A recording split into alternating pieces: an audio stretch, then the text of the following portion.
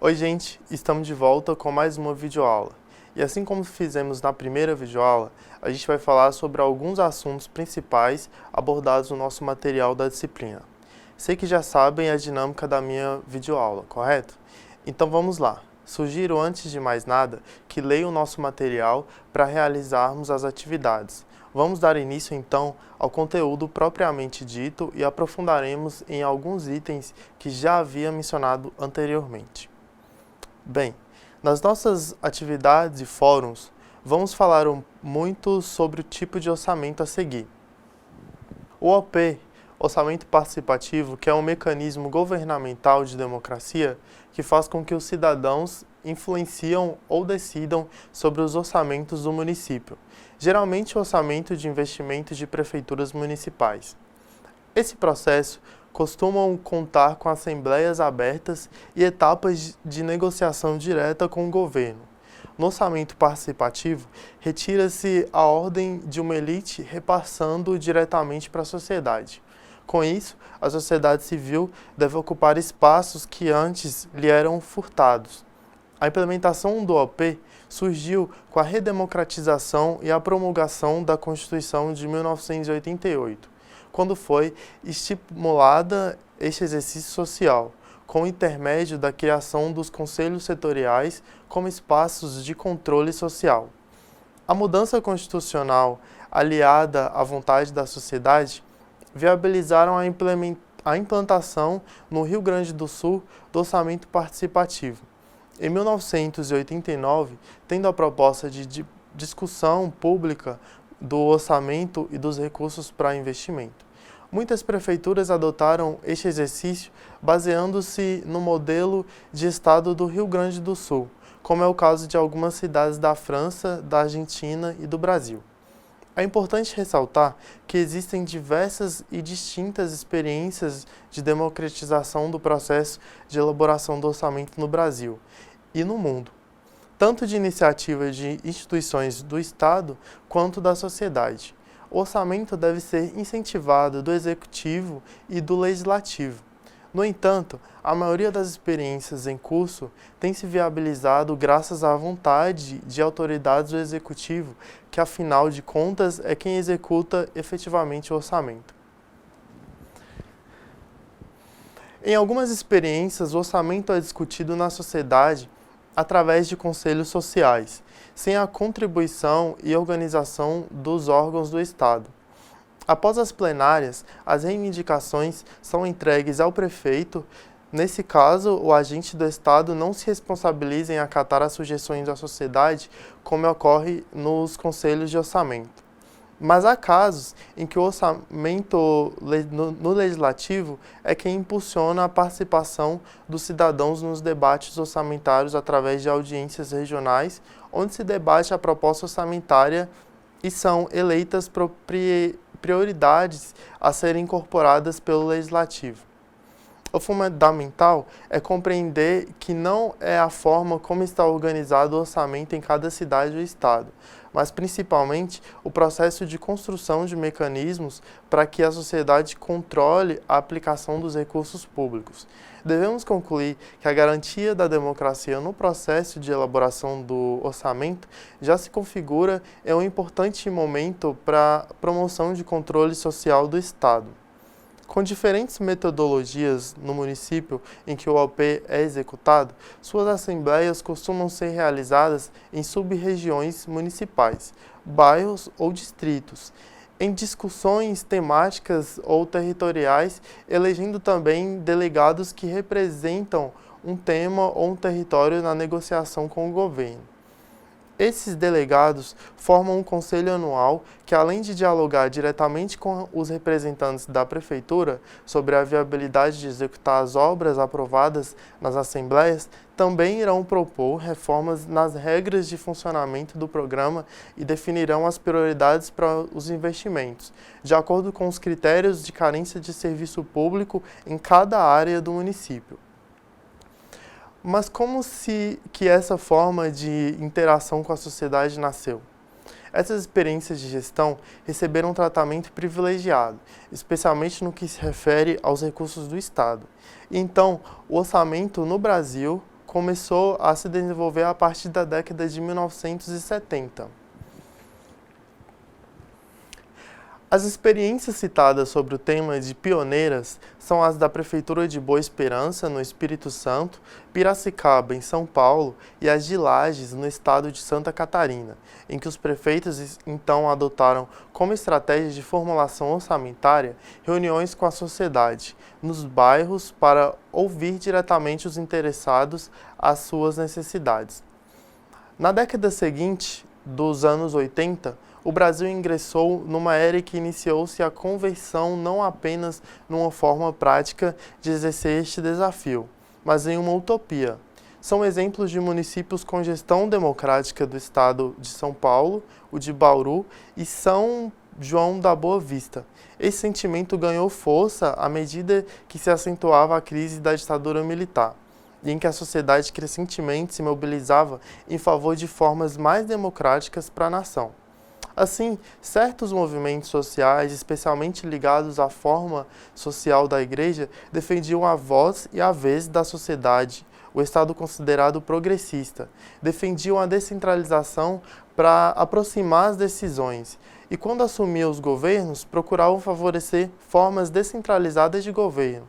A campanha Direta Já, clamado pelo direito de eleger o presidente da República, expressava fundamentalmente o sentimento de querer estar presente a essa cena. Com a entrada do presidente José Sarney em 1985, primeiro presidente civil depois do golpe militar de 1964, houve a convocação da Constituinte, que, constituída após as eleições de 1986, incorporou ao seu regimento interno diversos mecanismos para acolher as demandas dos cidadãos e levá-las à consideração dos deputados constituintes. Esse sentimento era suficientemente forte para mobilizar a constituição de um plenário, além de recolher abaixo-assinados de mais de 12 milhões de cidadãos as propostas apresentadas aos constituintes para incorporação à Constituição Federal, cuja conclusão deu-se em 5 de outubro de 1988. A Constituição de 1988 incorporou o direito ao exercício direto da cidadania como um dos pressupostos do Estado brasileiro, razão pela qual são crescentes as inovações institucionais e legais com vista a ampliar o alcance da sociedade ao Estado. Nesse meio, várias experiências de gestão, de planejamento e execução do orçamento foram sendo analisadas. Em várias cidades, como Diadema, em São Paulo, ou Vila Velha, no Espírito Santo. Em ambos os casos, foram constituídos órgãos com a presença de moradores para discutir o uso do orçamento municipal. Normalmente, valorizavam-se as associações de moradores como órgãos legítimos de representação dos moradores, e deste modo, as associações eram convidadas a integrar os órgãos consultivos em que as prefeituras tinham conhecimento das necessidades e demandas da sociedade. No Rio Grande do Sul, esta ideia teve origem em Gravataí, em 1983, com o prefeito Bernardo de Souza, com a criação do programa que dava o direito ao cidadão de discutir e decidir sobre as ações e obras a serem realizadas no município, principalmente no campo da educação. Nesse aspecto, houve o horizonte das estruturas e das relações na Secretaria de Educação e a constituição de conselhos escolares, dos quais era necessário o envolvimento da comunidade da gestão no processo educativo. A iniciativa foi um sucesso e acabou sendo adotada depois em diversas cidades brasileiras. Já em Guarulhos, foi criado o Orçamento com a Juventude em Guarulhos, que é um espaço que pretende refletir ideias das organizações e experiências. Além disso, as formas de debates e ações de transformação social e cultural proposta com a juventude. O objetivo é mobilizar o jovem que estuda ou não e que, de alguma maneira, fazem parte dos movimentos que sejam eles sociais, culturais, acadêmicos, inclusive ONGs.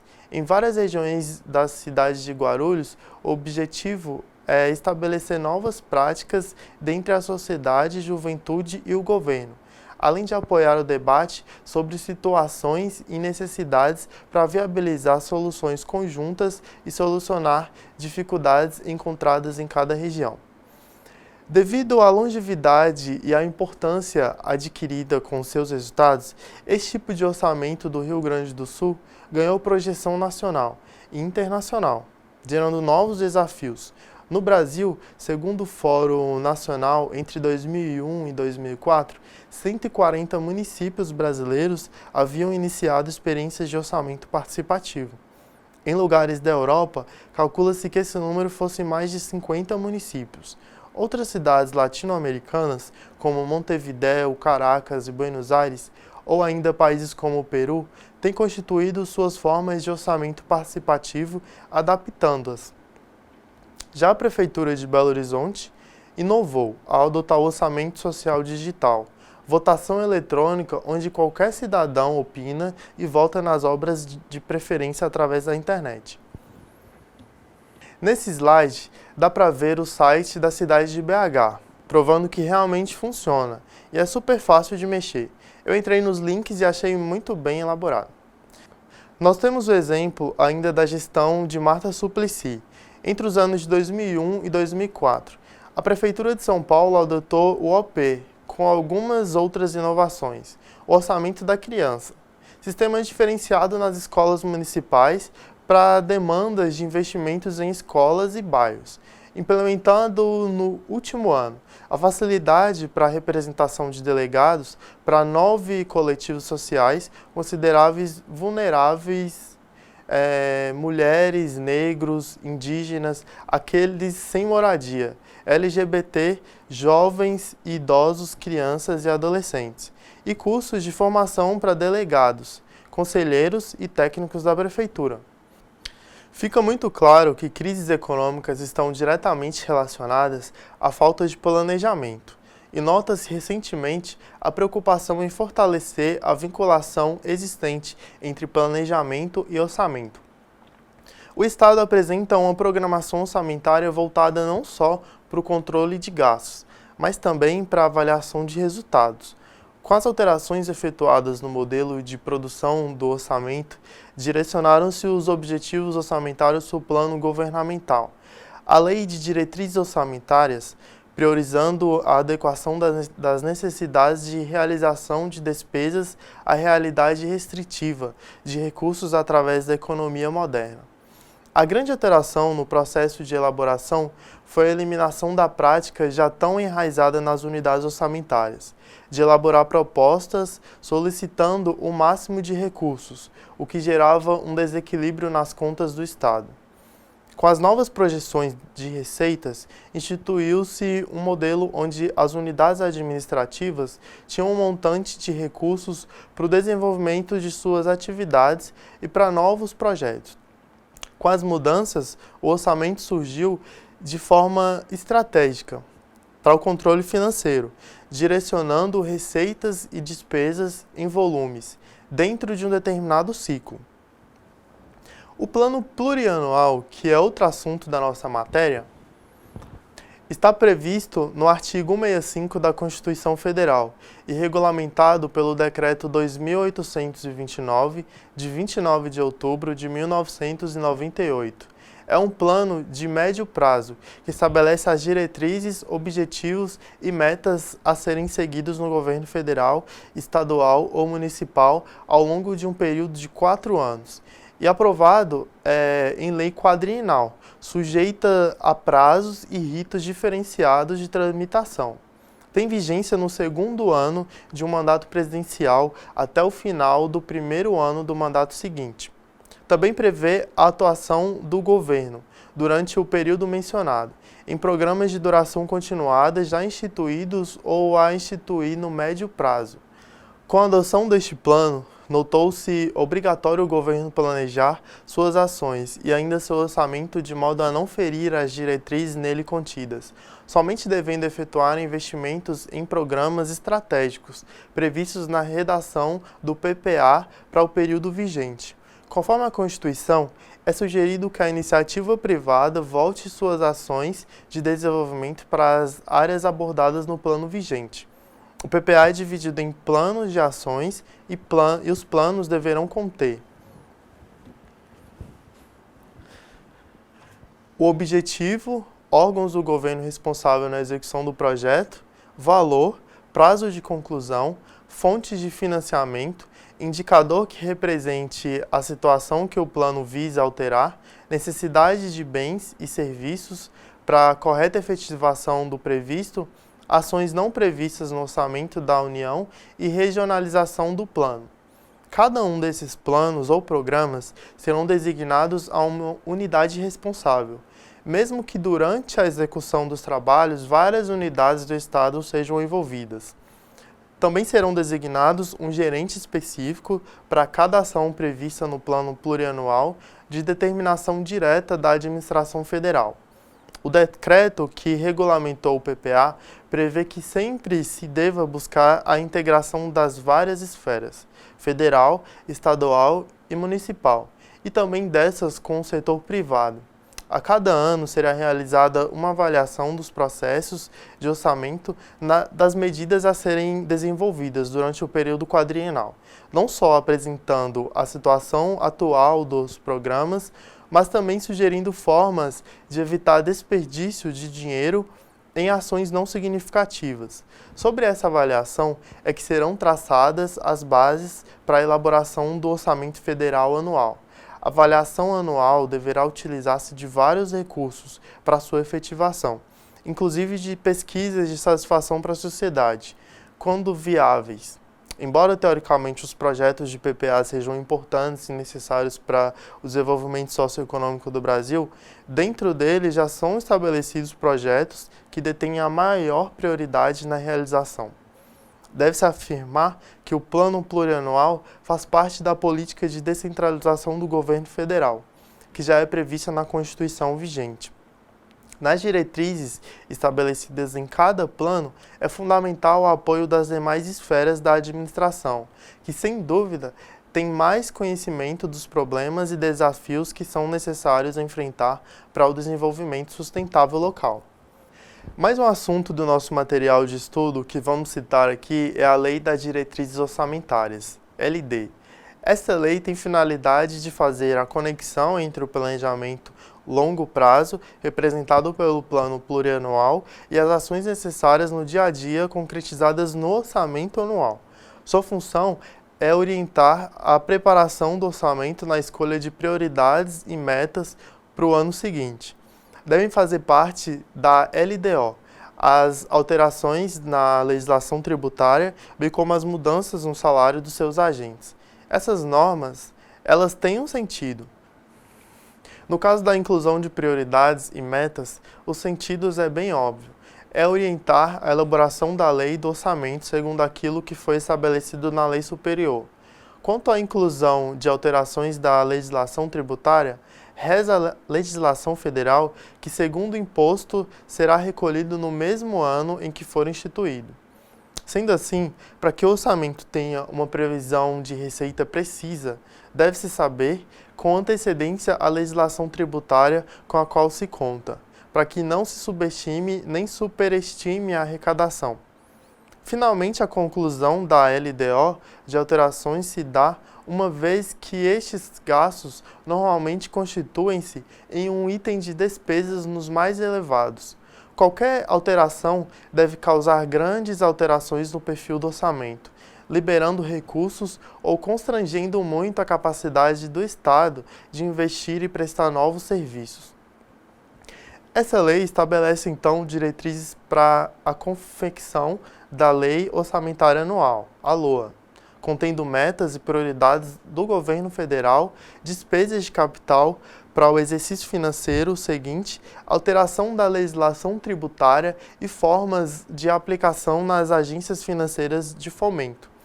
Ainda fixa limites para o orçamento do Legislativo, Judiciário e Ministério e dispõe sobre gastos de agentes do Estado, entre outros temas. Tem que ser enviadas do Executivo ao Congresso até o dia 15 de abril e aprovada no Legislativo até o dia 30 de junho. Se não for aprovada, o Congresso não tem recesso em julho. Em especial, a criação dos dois anexos à LDO trouxe uma visão diferenciada na confecção deste orçamento e acrescentou valores à LDO. Analisando um pouco, verificamos que o anexo de metas fiscais deverá conter metas anuais em valores correntes e constantes, relativas aos seguintes itens: receitas, despesas, resultado nominal, resultado primário e montante da dívida. O anexo de metas fiscais ainda deve conter avaliação do cumprimento das metas relativas ao ano anterior, demonstrativo das metas anuais, instruído com memória e metodologia de cálculo que verifique os resultados pretendidos, evolução do valor líquido dos últimos 3 exercícios, avaliação da situação financeira e atuarial dos regimes geral de previdência social, avaliação da situação financeira e atuarial dos demais fundos e programas estatais de natureza atuarial. E ainda, para finalizar, demonstrativo da estimativa. Já em se tratando de anexo de riscos fiscais, deverá existir avaliação dos contingentes e outros riscos com o intuito de afetar o dinheiro do Estado, informando as providências a serem mitigadas. Devemos concluir que a criação a inclusão pela LRF do anexo de metas fiscais e do anexo de riscos fiscais tem o objetivo de detalhar e quantificar as metas de arrecadação e desembolso, além de previamente estabelecer diretrizes de ação, caso as metas não sejam atingidas. Para melhor esclarecermos a condição da LDO, deveríamos fazer a relação de que para cada plano plurianual serão elaboradas 4 leis de diretrizes orçamentárias distintas. É importante salientar que as LDOs deverão ser elaboradas sempre através do plano plurianual em vigor, sendo que, ao final do mandato do governante, serão elaboradas 4 LDOs, ou seja, ao final dos 4 anos, as LDOs elaboradas deverão ter abrangido as metas e diretrizes estipuladas no plano plurianual. A lei mais conhecida é a Lei Orçamentária Anual, a LOA, que é uma lei elaborada do Executivo que estabelece as despesas e as receitas que serão realizadas no próximo ano. A Constituição determina que o orçamento deve ser votado e aprovado até o final de cada ano, também chamado sessão legislativa. O Presidente da República é quem envia o plano plurianual, o projeto de lei de diretrizes orçamentárias e as propostas de orçamento previstas nesta Constituição. A Lei Orçamentária Anual estima as receitas e fixa as despesas do governo para o ano subsequente. Se durante o exercício financeiro houver necessidade de realização de despesa acima do limite que será previsto na lei, o Executivo emite medida provisória submetendo à aprovação do Congresso Nacional, solicitando créditos especiais ou suplementares, ou nos casos especiais como guerra, calamidade. Ela emite créditos extraordinários sem autorização prévia do Legislativo. No caso dos créditos suplementares, estes devem ser solicitados através da própria LOA. De outro lado, a necessidade de diminuir os gastos obriga o setor executivo muitas vezes a editar decretos, com limites orçamentários e financeiros abaixo dos limites autorizados no Congresso. São os intitulados decretos de contingenciamento, que limitam as despesas abaixo do limite aprovado na lei orçamentária. O orçamento anual visa concretizar os objetivos e metas propostas no Plano Plurianual, PPA, segundo as diretrizes estabelecidas na Lei de Diretrizes Orçamentárias, LDO. A Lei Orçamentária Anual compreenderá o orçamento fiscal referente à União, seus fundos, órgãos e entidades da administração direta e indireta, inclusive fundações instituídas e estatais chamadas de dependentes. O orçamento de investimento das empresas em que a União direta ou indiretamente detenha a maioria com direito a voto. E o orçamento de Seguridade Social, abrangendo as entidades e órgãos a ela vinculados, a administração direta ou indireta, assim como fundos e fundações instituídos e mantidos através do Estado. Dando continuidade ao nosso estudo, vamos falar agora de receita, que é um montante de impostos, contribuições e outras fontes de recursos em dinheiro recolhidos através do Estado, para custear as despesas e as necessidades de investimento, regulamentadas na Lei de Orçamento 4.320, de 17 de março de 1964. Em sentido amplo, receita pública é o recolhimento de bens aos cofres, sendo sinônimo de ingresso ou entrada. Diferencia-se da receita tributária, visto que o contrário desta não está limitada à arrecadação de tributos e multas, sendo que a receita tributária é um dos tipos de receita. Na receita também embarca as receitas das empresas estatais, a remuneração dos investimentos do Estado e os juros das dívidas fiscais. Já o ingresso são outras entradas que não se consideram receita, aquela não arrematada, seriam as operações de curso anormal. Ela é classificada em duas formas econômicas. A primeira são as receitas correntes, que se classifica dessa forma aquelas receitas oriundas da imposição do Estado. E as receitas de capital, que são as representadas através de mutações que nada acrescentam ao Estado, só ocorrendo uma troca de elementos. Não devemos confundir a receita de capital e receita financeira. Lembrando que receita financeira surgiu com a adoção do Brasil na metodologia de apuração do resultado primário, oriundo de acordos com o Fundo Monetário Internacional, o FMI.